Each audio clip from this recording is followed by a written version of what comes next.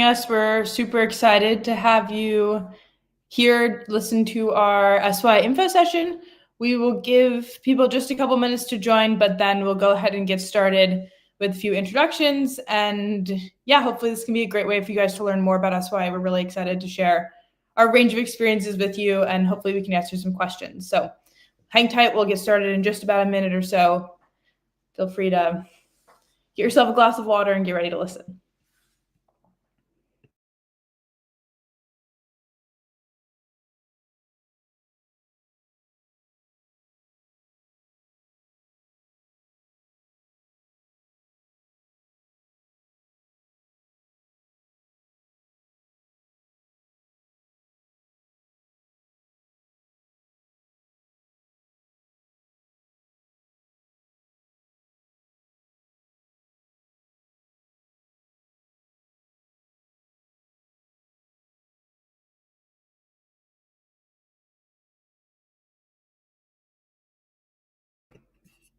All right, so like I was saying, good evening, everyone. My name is Katie. I'm an Assistant Director of Admissions here at School Year Abroad, or SYA, and I'm joined by three lovely alums who are excited to share a little bit about their SYA experiences with all of you. Just a few things to note about our kind of webinar this evening. Please start submitting questions now in the chat.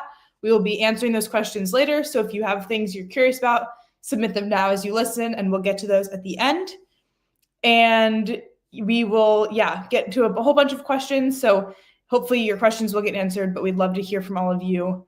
I would love to start, though, with our alums. If you guys could introduce yourself in the target language and then also in English.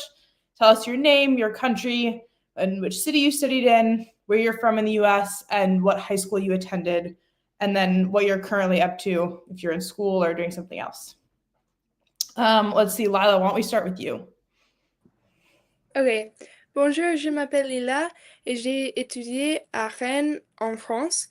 Aux États-Unis, je viens du Colorado, mais mon école est dans Californie. C'est une internat qui s'appelle Thatcher. Je suis dans mon année de terminale à Thatcher, donc c'est juste l'école pour moi maintenant, mais je fais mon application pour l'université.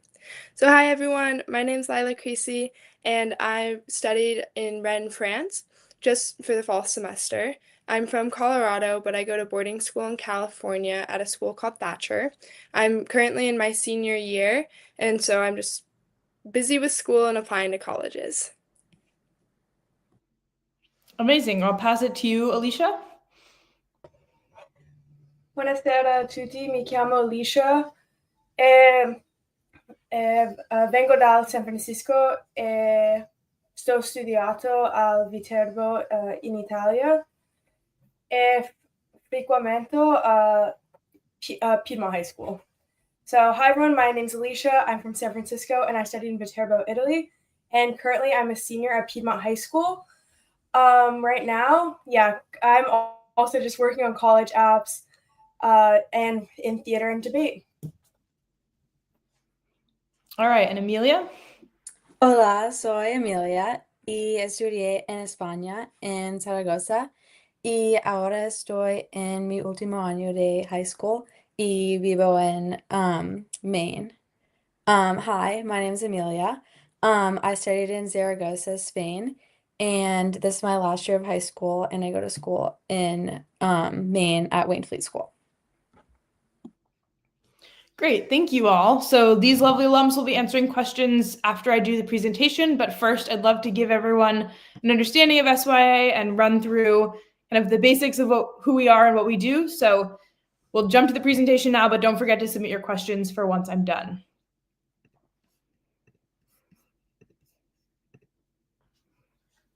All right, so we are School Year Abroad, SYA. And I want to start by having you all picture yourself here. So you're traveling in Europe with your friends, you're learning a new language through speaking with locals, and you're living with a host family. If you can picture this and it excites you, then it's time to consider applying to SYA for either a year or a semester.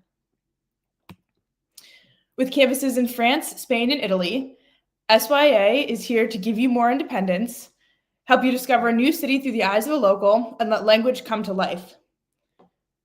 SYA is here to take your learning journey from one that is based in textbooks and photos and turn it into one that'll be place-based at one of our 3 European campuses, filling your time with adventures and experiences abroad. A big part of this experience is your host family. So all SYA students are personally matched with a host family that'll help you feel truly immersed in the local community and fully at home while living abroad. And you'll be part of a small student body comprised of sophomores, juniors, and seniors from high schools all across the United States. So you'll attend an SYA-run high school together. The pictures on the bottom are the pictures of our 3 campuses, and you'll take your 6 classes together with these students. So if you're interested in SYA, you have to have 2 years of Spanish or 1 year of French to apply to those campuses. But if you're interested in going to SYA Italy, you do not need to know any Italian. And something we feel is really important is that SYA is here for a wide variety of language learners. So you don't need to feel confident speaking the target language today, or even when you arrive to SYA. The really big point of our program is that you gain fluency through the language acquisition while you're abroad. You'll learn it through being immersed in the local culture. So how do we do this? A big part of our school is a field-based curriculum. So part of this looks like field study days, which happen every week, and they challenge you to think creatively and critically while still fulfilling the graduation requirements at your home school. So some recent examples of fieldwork assignments could be walking around town and looking at local street art. You could be interviewing farmers at a local market, or you could be picking asparagus for applied agroecology. And you'll embark on school-organized travel, gaining additional independence, and really taking your language and your culture into all parts of the country. So while abroad, you could go to Naples, Italy, Normandy, France, or Andalusia, Spain, exploring every corner of the host country on these school-organized trips. And the last part of this real immersive curriculum is our capstone project, which you will design throughout the course of your year, really taking the learning into your own hands and helping you design a project on a topic that is important to you. So some examples of capstone projects students have done recently. On the left, Reagan was involved in the processions of a local band through town, participating in all of the festivals throughout the year. We also could be studying the art of bread making, or you could be walking an ancient pilgrimage like the photo on the right, which is actually the capstone that I did when I was at SYA Italy many years ago. And of course, there's a life outside of school as well. So with the assistance of our extracurricular coordinator, you will be fully immersed in the local community through a wide variety of artistic, service-oriented, athletic, and musical pursuits. And with these extracurricular opportunities, you have a really good example, a really good chance to get fully immersed in the local community, which also happens through exchanges that SYA makes with local high schools. So each campus does an exchange with a local high school to help you build local connections and friends. And at every step of your SYA journey, you'll have the support of your American peers and faculty members to help keep you on track in English and math. But the local teachers will also push you outside your comfort zone and teach in the target language as they teach their classes, but also guide you on field study and on weekend travel. Another big part of our program is that we really feel this is a way to help you with college and not hurt you. So we have college liaisons on all of our campuses that help sophomores and juniors start their college process and seniors submit their applications. We are also an SAT and AP testing site, so you can take those exams abroad. And we really find that students feel that the independence, self-confidence, and awareness they gain while studying abroad helps them stand out to colleges. So you can take a look at this slide and see the schools most recently attended by our SYA alumni.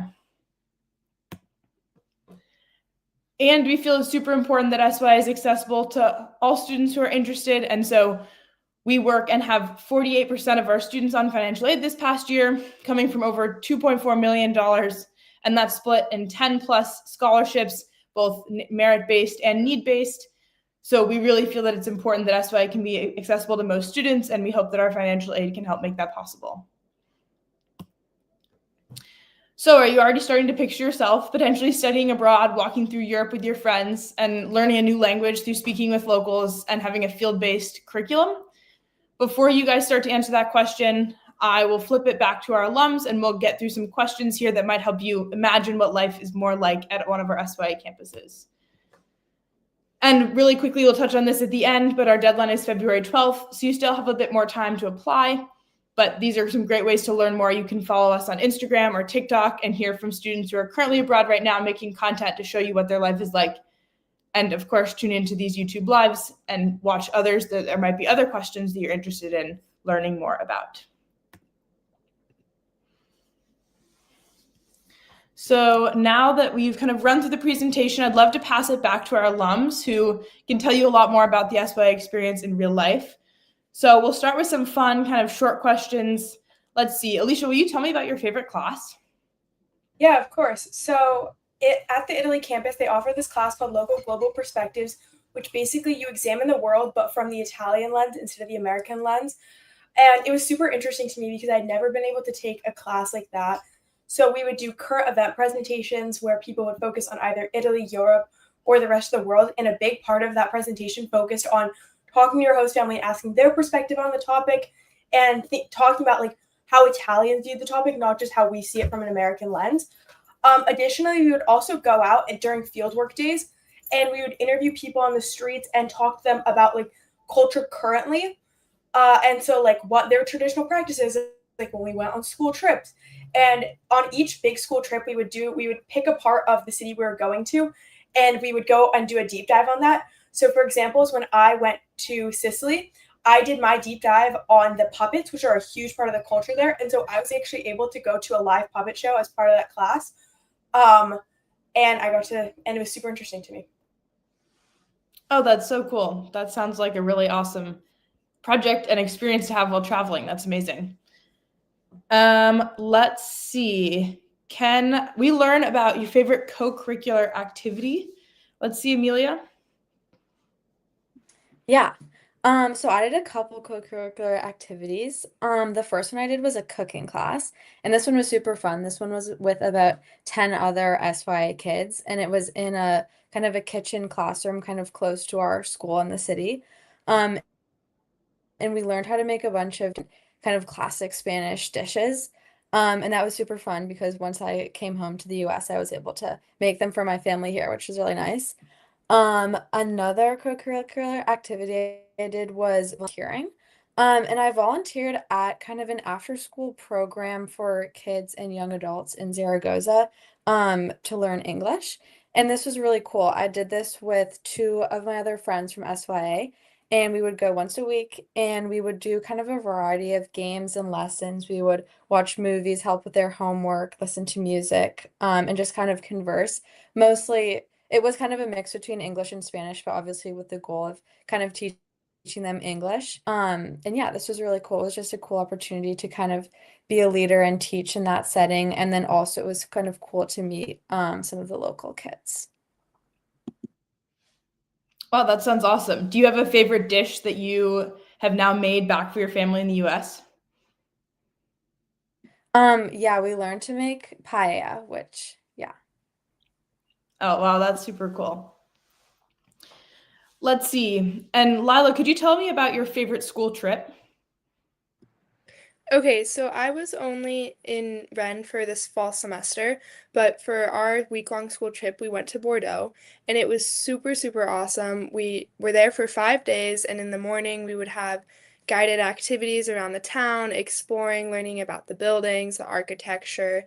My favorite part of this entire trip, we went to this old submarine base from World War II that has now been turned into this art museum. It's called the Bassin de Lumière, and they animated a bunch of this particular show was Picasso paintings and a couple other famous artists, but the majority of them were actually no, it was Van Gogh. My bad. They were Van Gogh paintings, and they animated the images so they move, and then they were projected on these huge walls and it's a dark building on the inside, and because it's a submarine base, they had the water access was there, and so the images would reflect off of the water.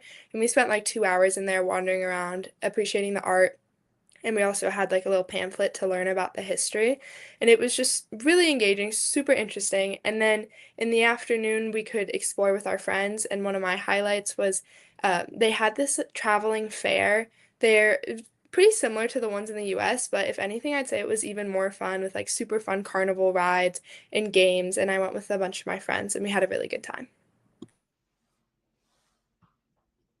Wow, that's so cool. Who would have known you got to visit a fair while abroad? That's such a like niche experience, but also like totally SY. You just stumble upon something and you get to experience it.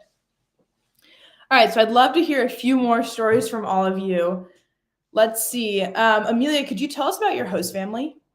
Maybe a favorite memory you guys have together? Yeah. I was really lucky with my host family. We got along really well. I had a host mom, and then I had three older sisters who were all in their 20s. Two of them lived at home with me. And then a favorite memory with them is well, so we would have dinner as a family together every night, and then afterwards we would watch this Spanish game show. It's kind of like Jeopardy. It's called Pasa Palabra.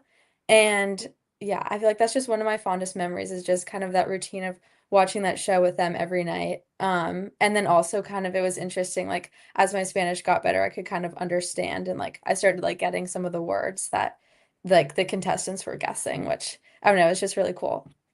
And so yeah, I guess that kind of just like the routine of watching that is probably one of my favorite memories with them. Oh, that's awesome. It's really cool because one of my favorite SY memories is very similar. We would watch a game show and it would start usually at 9 p.m., which was right when you're finishing dinner. And so it's called Soliti Gnocchi, and you had to match like a person to their job.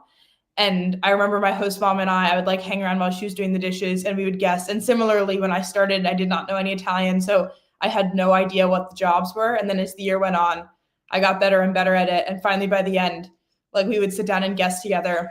And so it's been fun now that I've like gone back. I'll kind of watch the show with them when I visited. And it's a similar, like something I would never do in the US, but one of my favorite parts of my week every week. Let's see, Lila, tell us about fieldwork. Do you have a favorite fieldwork activity, or what were some typical fieldwork activities you did? Okay, so we spent a lot of time just exploring the town of Rennes, but by far my favorite activity, it was one of the first ones we did. There's this old monastery, it's called Mont Saint-Michel, and it's on this island, like out in a bay. It's a very iconic picture. I'm certain it's all over the SYA website. And so we went out with the whole school. It was an all-day activity, and instead of just going to see the monastery, we drove up on buses and we had like a little picnic lunch across the bay from it. And then we hiked across the bay while the tide was out. And it was super fun, like bonding with my classmates. It was pretty windy, and so I like standing on the shore looking at our hike. I was not super excited. It was cold, but it was one of my best memories. Like super early on, I bonded with a bunch of my friends who ended up being my friends, like some of my closest friends, and we learned about like the ecology of the region and then the history of this monastery. And then when we got over there, we had like 30 minutes to go into the actual structure and walk around, and the architecture was really interesting. It's like a spiral up with the monastery at the top, and it was actually my family was able to come for Christmas before I headed home, and for a day when I still had school, I sent them out there and they went and explored it as well. And like that, I wouldn't have known to send them there without this field work. And it's just perfectly demonstrates how the fieldwork is engaging with the local community and the history of the region or just your country in general, but it's also like they're really fun activities and it's engaging, bonding with your classmates, with your teachers, and it's things that you wouldn't always like think to do on your own time, but then you end up having a really great time. That's awesome. Let's see, Alicia, could you maybe tell us an example of fieldwork in Italy and maybe how it connected to a class project you were working on? Yeah, so a lot of field work that we would do, we would go to Rome, and a big thing we would do is for agroecology. Whenever we'd go to a city like Rome or even smaller towns, we were required to find some local food and talk to the locals and interview them, which really helped with Italian, right? Because like when I got there, I spoke no Italian. But as the year progressed, like my Italian got better and I was able to like really understand what they were saying, not just like ask my questions and then like record their answer and then be like, oh, that's what they were saying after. Like and which made the conversations just that much more engaging. And we were able to really learn about like how the foods across Italy vary so much from region to region, and even within a region from town to town, like cultures are very distinct, and like that comes out especially in food for the Italians, which was just super interesting. That's really fun. I remember doing, I think, basically the same field work when I was there. We got off the train in this tiny town and we had to go find a bunch of different local cheese, and we had to find the cheese that was made in the like shortest distance away from the center of town. So my friends and I would like Google Map where a cheese was made and talk to the people and then calculate the distance. And I think I still have the chart. It's a really fun project to look back on. And now I'd love to switch a little to capstone. Let's see. Alicia, do you want to tell us about your capstone to start, and maybe we can hear someone else's capstone too? Yeah, for sure. So actually kind of going off what you were just saying, my capstone is all about cheeses of Italy. And specifically like cheeses in the Lazio region, which is where Viterbo is. So I went around to the different cheese shops of Viterbo, and I was able to interview the cheesemakers. So and buy the cheeses and try them. And as part of my presentation, we did a live tasting. So I presented each of the cheeses in order of freshness. So the freshest one was made that day. I literally went out that morning, bought it, and brought it to my presentation. And the oldest one was, I think, a year old.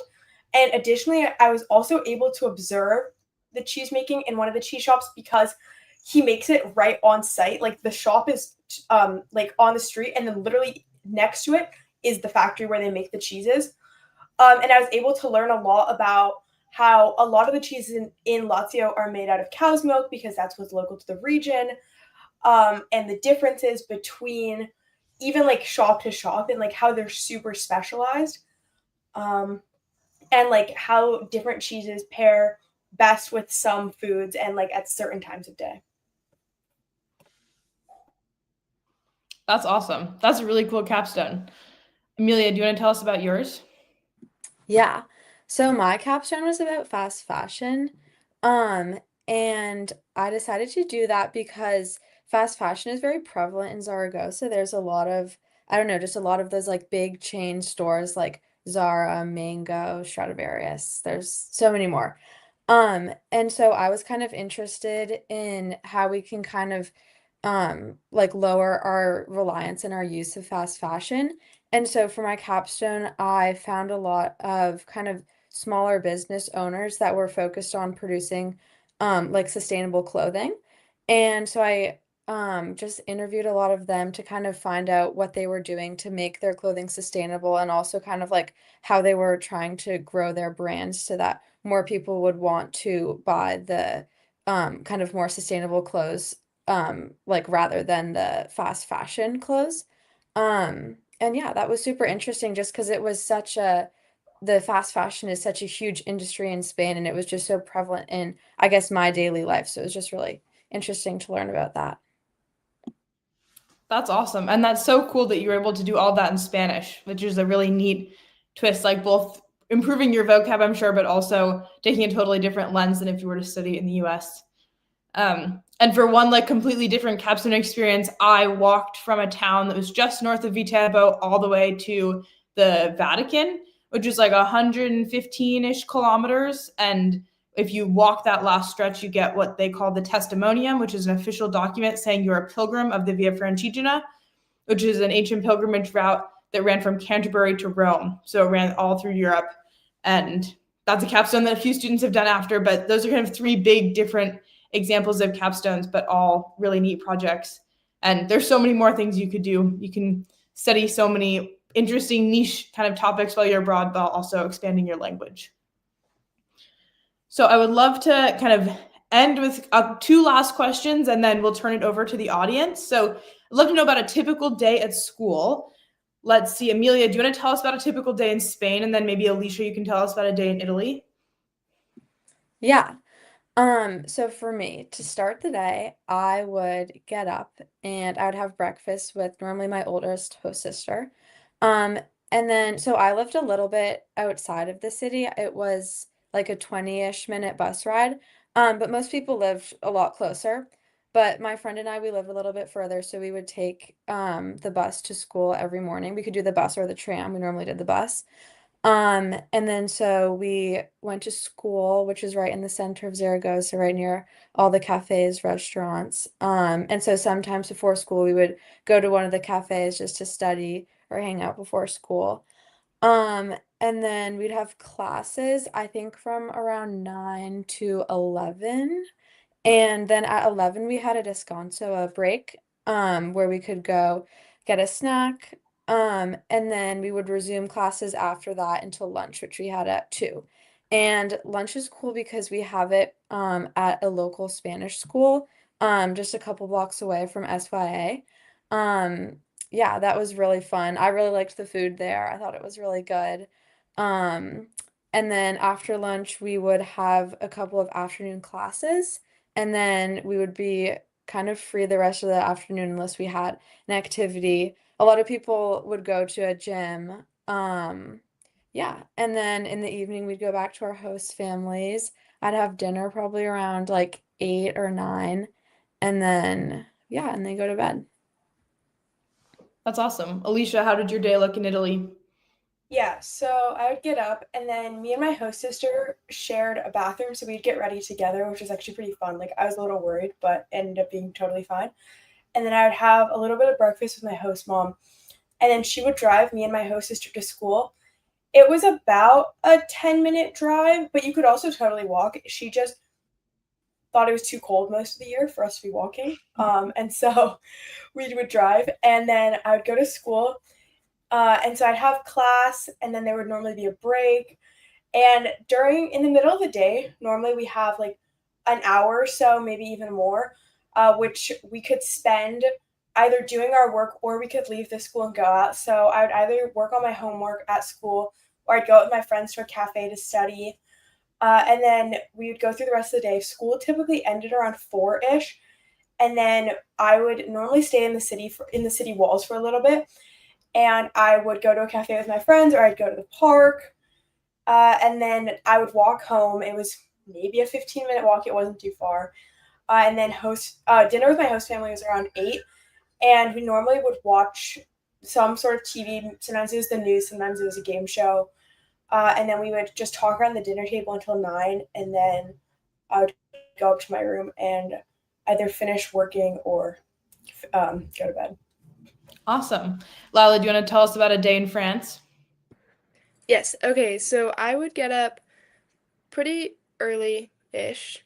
It just took me a while to get ready. And I would usually make my own breakfast. I would have the French classic of toast with my host mom would make homemade jam, and it was like I miss it so much. And so I'd have fresh bread from the local, like the bakery across the street, with French butter, which if you have not had the pleasure, it is the best butter you will ever eat, and then homemade jam. And so that was my breakfast. And then my best friend actually lived um, like the next block down from my house. And so we had like the same route to school. So I would meet her at the bus stop and we would take the bus and then the metro to get to school.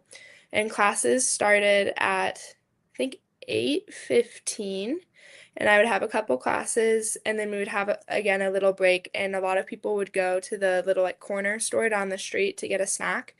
And then we come back and have some more classes, and then we had lunch usually. I'm forgetting the exact times, but it was a 2-hour lunch break about I think it was 12 to 2, maybe 12:30 to 2:30. And so we'd have lunch, and I would always or almost always go to the local high school. I like Amelia said, the food was really good.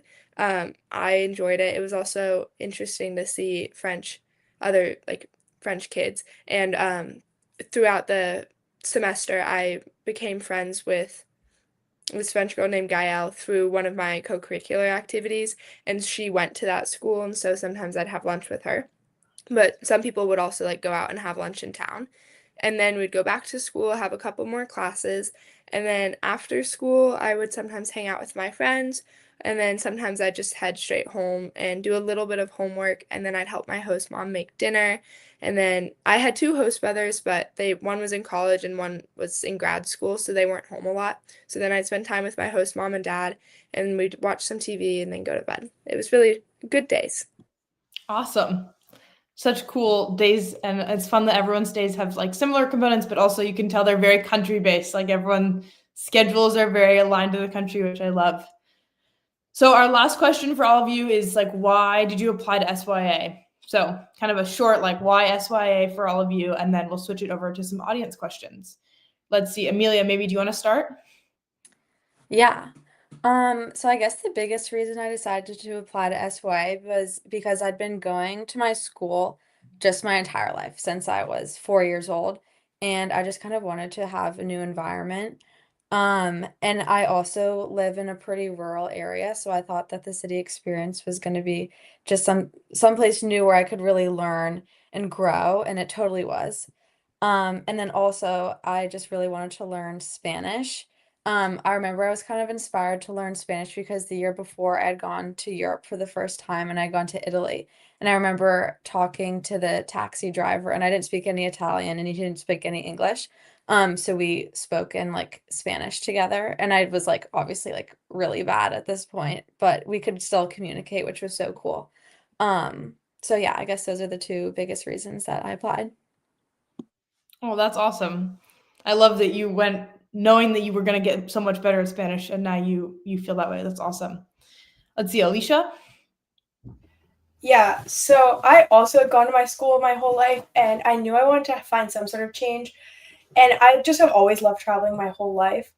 So when there was a kid a year older than me who had just come back from Italy, and so when I had heard about that experience, I decided to apply. I spoke no Italian. I'd only taken Spanish for like maybe 2 years. And like I knew it was going to be hard, but also even going into it, I was less scared than I thought I'd be when I first arrived. And like similar to Amelia, like Spanish actually really helped me through at the very beginning.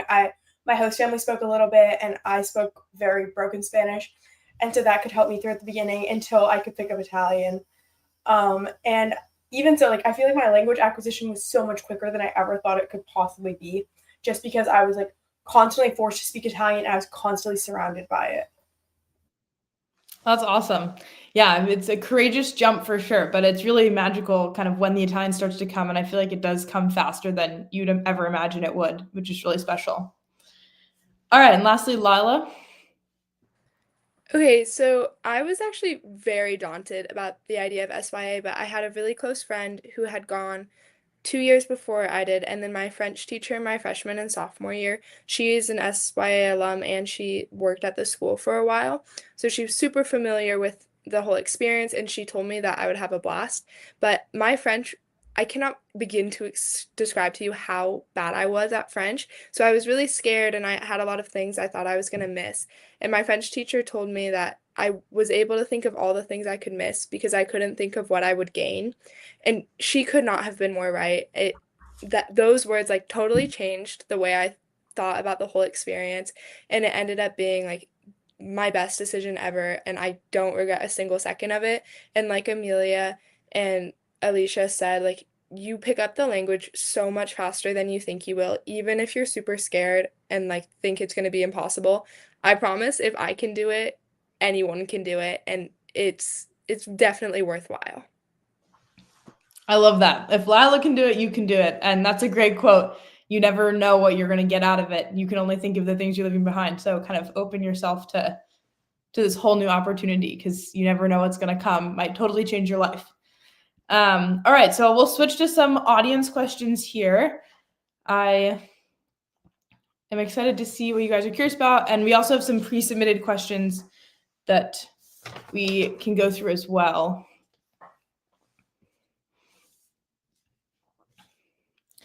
Let's see. I will start with a couple questions we had about Italy. We already talked about there is no need to know Italian before you go. So we do ask that you've studied some language before you apply to SYA Italy. It does not have to be Italian, so that you're familiar with the process of learning a language. But the SYA Italy program is built so that you learn Italian while you are there.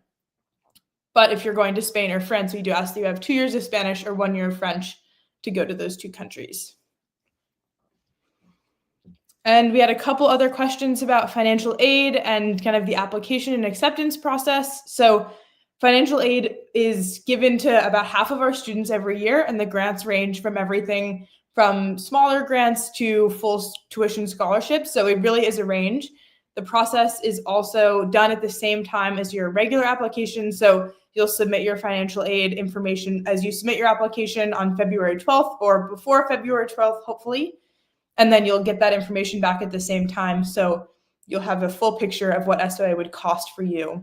And there was a question about the fees for the semester program. And that information is all on our website. So you can learn more about the fees and everything involved on our website if you want to learn more about those specifics as well. And the last kind of application question we have was, how soon after applying will you hear if you're accepted? So the application deadline is February 12th, and we release decisions in early March. So a few weeks after you apply, you'll hear back. So it might be a long few weeks if you're waiting, kind of excited to hear, but we try to do our best to get those out to you pretty quickly. Let's see, are there questions in the chat?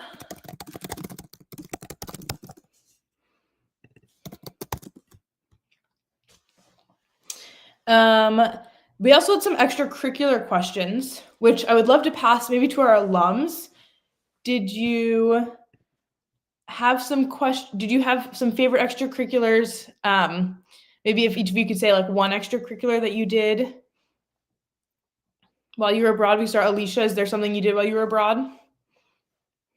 Yeah, my favorite was definitely the cooking class I took. Oh, that's awesome. Kung Fu class. Okay, Lila?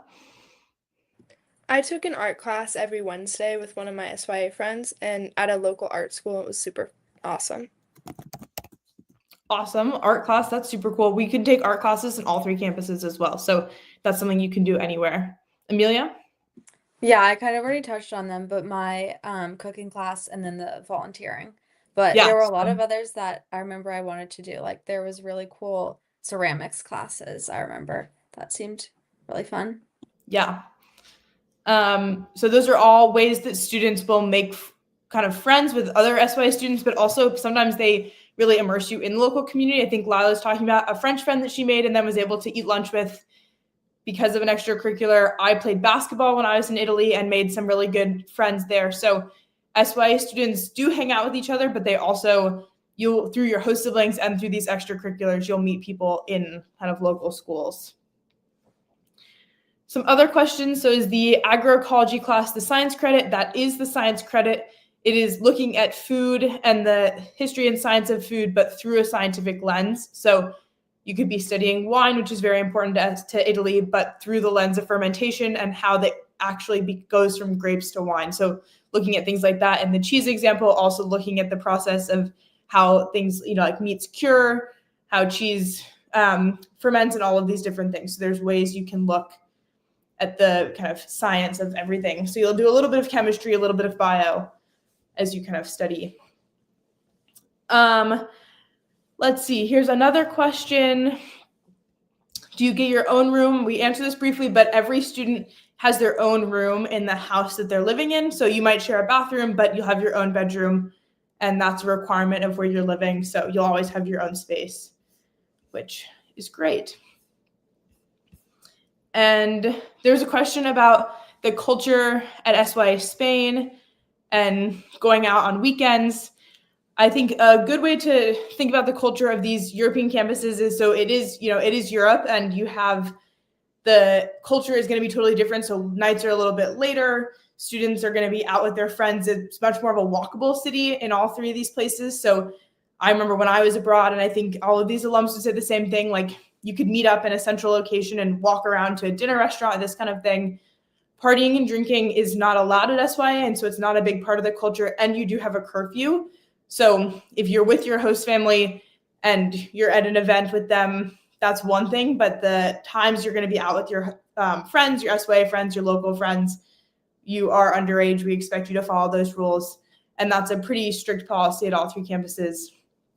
But like I do say, like the culture in these cities is totally different, and so it is a different experience than going out here where you might be driving from one place to another, like people live close and meet up close. And I really liked that because it meant that my friends and I could meet up for dinner and then be back by curfew on the weekends, while also getting to kind of experience nightlife and just being out a little bit in the cities we're living in. let's see. If there are other questions, feel free to keep putting them in. I'll answer just a couple more from our pre-submitted questions, and then we'll go ahead and wrap up. I know everyone has a busy evening ahead of them, and it's been great to chat. We also will have resources. If you want to email more questions, you can email them to me at kurtz@sya.org. I'm happy to answer more questions, or anybody from the SYA team is happy to help as well. There's a question that came in, are the SYA students mostly girls? So we have a mix at all of our campuses, but most of our campuses are more female than male students. And so it depends on the campuses.